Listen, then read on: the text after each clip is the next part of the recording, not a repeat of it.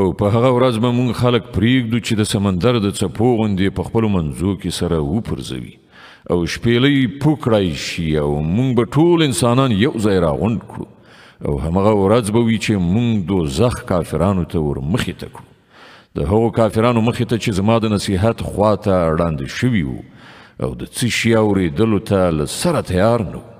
نو آیا دغه خلک چې کفر یې غوره کړی دی دا یې ګڼلې ده چې له ما څخه پرته زما بندگان خپل کارسازان ونیسي؟ مونږ د دغسې کافرانو د میلمستیا لپاره دوزخ تیار کړی دی. ای محمد صلی الله علیه وسلم دوی ته ووایه آیا مونږ تاسې ته وښیو چې په خپلو عملونو کې تر ټولو زیات ناکام او نامراده خلک څوک دي؟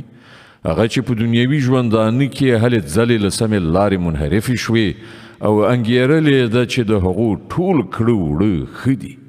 دا هغه خلک دي چې د خپل پروردګار د آیاتونو له منلو نه یې انکار وکړ او د هغه حضور ته په وړاندې کېدلو یې باور ونه کړ.